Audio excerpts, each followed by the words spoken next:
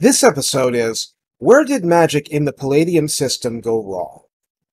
I've spent some time looking into this issue because I wanted to get my knowledge straight before mouthing off publicly. That's due diligence. I've spoken for many years with people that have the view magic started quite weak in Rifts and only became marginally stronger, whereas other parts of the system have had lots of power creep. Now, not that I think power creep isn't a thing. Of course it is. But what gives? There are fundamental issues with the flow. For a game where things don't need to be all balanced, quote-unquote, magic is. It's been deliberately nerf-batted out of a primal fear that otherwise, if it's allowed off the leash whatsoever, it will dominate game situations. Where did this come from? To create the situation we found ourselves in with the Rift's main book. That's the book that brought me into Palladium's most popular series, and prior experience with Robotech didn't really help me prepare for its magic system. So everything I saw at that point was fresh. It's only years later that I understand what came before. First, we had Palladium Fantasy First Edition, and there are people who I respect who stick with First Edition because they find it easier to handle, more consistent, and predating lots of edition control issues, as a different friend of mine puts it. Also, what's the easiest way to explain this? Okay, I'll try. Armor has its own hit points if you're wearing any, but in terms of the characters themselves, they only had quote-unquote hit points. They didn't have effective hit points that gave them, in effect, larger health pools, and at least double and maybe considerably more for a warrior. You can see how this would just plain make fights longer, all things being equal. Things don't need to be equal, but I mention this for a reason as we move on. I'm also going to mention now that some things were revised with Rift's Ultimate Edition, but I didn't get access to that until pretty late in life, and I'm explaining how things happened going into the main book era, and lots of books and settings taking cues from it. So let's move forward. After Palladium Fantasy, we had Heroes Unlimited and then Heroes Unlimited Revised, and that was great stuff too. While I've never played with either personally, I have much respect for the loads of creative ideas within it. Now, since we're discussing Magic specifically, Heroes Unlimited set a trend for more attacks in a round, and at some point a round went from 1 minute in Abstract to 15 seconds, so time was busier. Fights were furious, like in the fantasy one. A spellcaster had a slowly increasing maximum to the number of spells you could cast in a day, but there was no points cost for casting the spells themselves. And in Heroes Unlimited, you could cast magic in one action.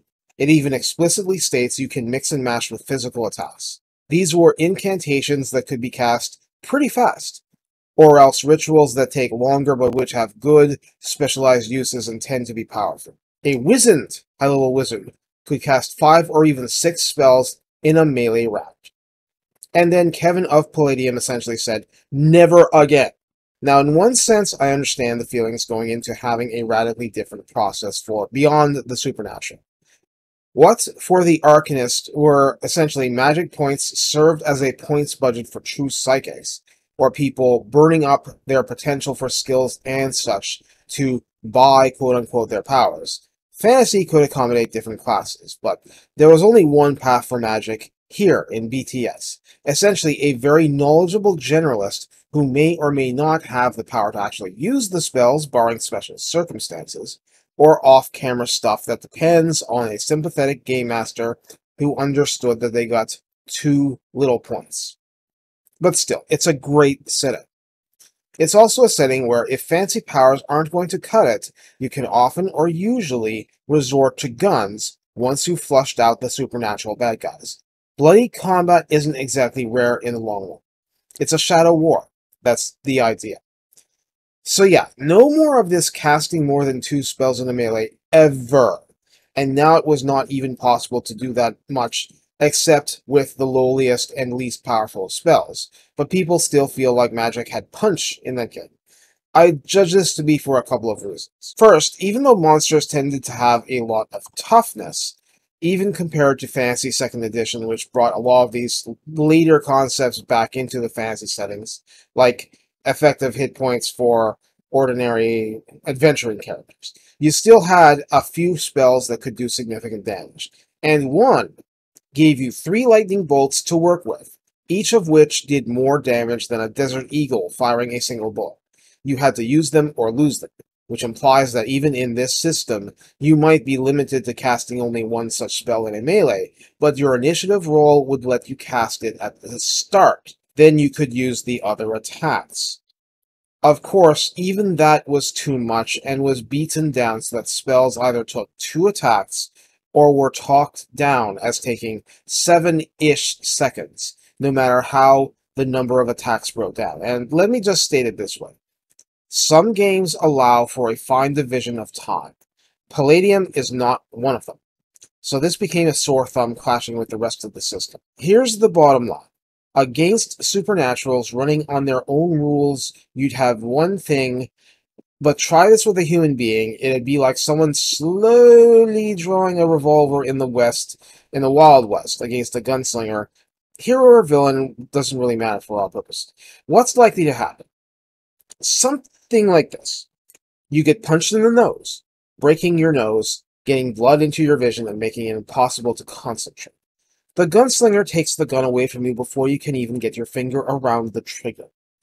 The gunslinger points the gun at your temple and pulls the trigger himself. You die.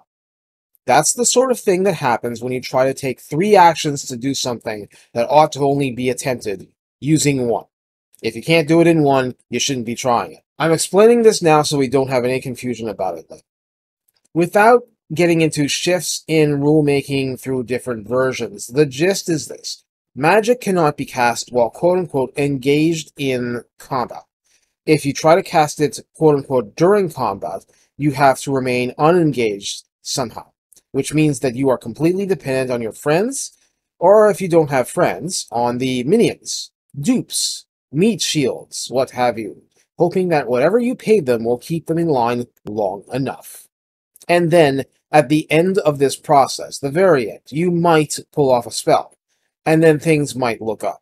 Actually, even with my saying BTS had damage spells that had some punch, it's still a drop in the bucket compared to the tankier creatures. But some stuff can't be shot properly, so you still need those spells. It's just that all the other stuff that got ported into Rifts, a setting with high-tech armor and laser pistols that can tear a man apart was... and these spells were basically left unchanged, which is interesting. When they changed to Rifts, they also beat down a bunch of defensive spell values too. And I have this sinking feeling they play-tested this in a walled garden environment where people didn't have their big toys and small damage dice looked like horrific, brutal, murderous levels of damage because of the mega damage system. But that's a small subset of the Rifts setup. Stepping outside of those walled gardens means you are part of a dangerous and challenging world, and it doesn't favor people who are wholly dependent on other party members to use their so-called powers. But let's set that aside for the moment. What are the spells that remain powerful, such as the notorious Carpet of Adhesion? Even if I personally think people are too rigid about its potential weaknesses, all the powerful spells for your purposes are effects that do not involve damage dice. Those have not been rebalanced. They're just as effective or ineffective as they were before. Easy example, Cloud of Smoke. It's a first level spell. It costs 2 PPE. It has a limited range, but creates an up to 30 foot by 30 foot by 30 foot cube of smoke. Within the cloud, you might be able to see as far as an extended hand. Outside, you cannot see in it.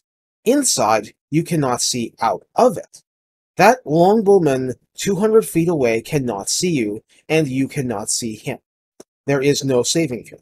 You have penalties to fight inside the cloud, but ranged combat in or out is basically impossible, unless it's Rifts or BTS and you're using grenades, napalm, stuff like that, or blind, pure chance.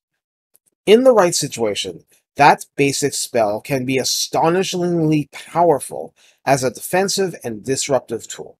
A penalty to strike is one thing, Not being able to initiate an attack because your scope can't see anything is, if not an I win button, then an I can't lose until this spell ends button. Again, depending upon the circumstances. So does preserving your party from hideous damage from that longbowman hinge on whether or not he notices the spellcaster in advance? Or on the dismounted knight with a kite shield blocking an arrow for the spellcaster? Or some other party member not slinging a stone at the spellcaster's head, hit or miss, which would disrupt the spell, or at least could. And then when the spell fails and the spellcaster is too engaged to cast again, does he become a pincushion? Does half the party get stuck with poisoned arrows? I use this simple scenario to show that the magic can be powerful, but the odds are so stacked against it that it feels suicidal to attempt that spell in the middle of combat. I use this simple scenario to show that the magic can be powerful, but the odds are so stacked against it that it feels suicidal to attempt that spell in the middle of combat, and that the spell firing should feel miraculous. Maybe that was the idea. Make it seem so impactful, people accept hitting it with a Nerf bat so much that people don't notice the blood on the Nerf bat. How about other things? Invisibility, the simple version, can turn you into an invisible sharpshooter, as in, it helps you use guns without being attacked. Chameleon, it helps you use guns. See the invisible, it helps you aim guns. Impervious to energy, it helps you not die to lightning bolts so that you can fire guns. Carpet of adhesion, targets that don't move are easy to shoot. Blinding flash, they're -10 to dodge. Sitting ducks for guns. There's a lot of stuff here that helps you win a physical battle. And somehow we ended up in a position that damaging spells are often objectively stupid to use. A waste of points when the time and danger you take up casting the spell creates an astonishing risk of failure in the first place. Merely harming your opponents is only going to upset and annoy them. You can't actually win like that, but these crowd control spells are tremendously powerful if you have a crowd on your side too, one that can inflict mortal damage. So it is in that sense, and realistically only in that sense, that a spell user can feel impactful during combat. Even within these dire limitations, spells could still be powerful. It's just that in risks with comfortable levels of PPE, or magic points as they apply here, you're much better off casting outside of combat, preferably just before combat. That's nice, okay, but is it enough? Yeah, I've come to the conclusion that I don't think it is. Besides, there are classes in Palladium Fantasy that are very weak unless prepared well in advance, but they can also be very powerful if they are prepared. They're just much easier to play evil than good, much like the Beyond the Supernatural Arcanist class. So, none of this happened by accident.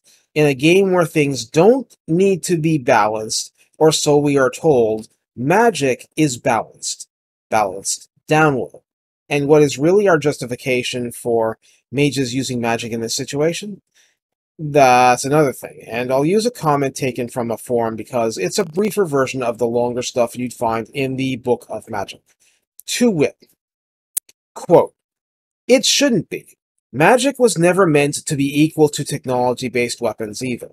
I also want to add that to even use magic, one has to believe it exists first, and then second, that magic is the end-all, be-all powerful force in existence. Imagine Jedi choosing to use tech weapons instead of the Force." Unquote. Yeah. Would the Emperor have used Force Lightning if it would cost him 2 actions, and Vader could have just stuck him in the chest while he was charging it up? Would he? A preference I can understand. But Jedi are such a bad example, it's funny. They're astonishingly highly trained warriors using lightsabers that might as well be techno-wizard weapons. But the stars of the setting are all capable of piloting space fighters. Jedi, short of master status, very frequently use blaster pistols and other high-tech weapons. So yes, completely aside from these mini position papers, acting like techno-wizardry doesn't exist in risks, only one of the major influences on the entire main book setting. You are essentially advancing the position that spellcasters are insane and lunatics with no concept of self-preservation. As I've stated, there's a lot of ways to use spells outside of combat, but using them in combat, using the system at the time such talk was written, and which still prevails in your spell system if it's level 6 or higher. It's extremely likely to get your character killed, and companions killed too. After all, an interrupted spell and an empty sack is worth the sack. In other words, it's worth nothing. I know it was written this way. It's also painfully obvious, having studied the Heroes Unlimited Revised Edition, why it was written this way. Magic was considered the key to completely turning encounters on their heads. Anyone casting a spell. And remember, it had to be within range, it had to be chosen well, it had to work on the desired opponent, all chancy things with only some factors under the player's control, and designed for settings where whether it's a dungeon, catacomb, castle keep, or haunted mansion, you're in relatively close quarters with evil. Was seen as a recipe for disaster, permissible only in heavily restricted circumstances, rife with potential for error and thwarting, and never, ever, ever a sure thing. I get that. And having weighed the evidence, I politely disagree because of a very few simple hypotheses I had at the start, and in some cases, the start was 25 years ago or more, but I feel like I have it now. To wit, if demons aren't scary, you're doing it wrong. If mages aren't scary, you're doing it wrong. If your setting hinges on demons and mages being scary, and they're not, your setting fails.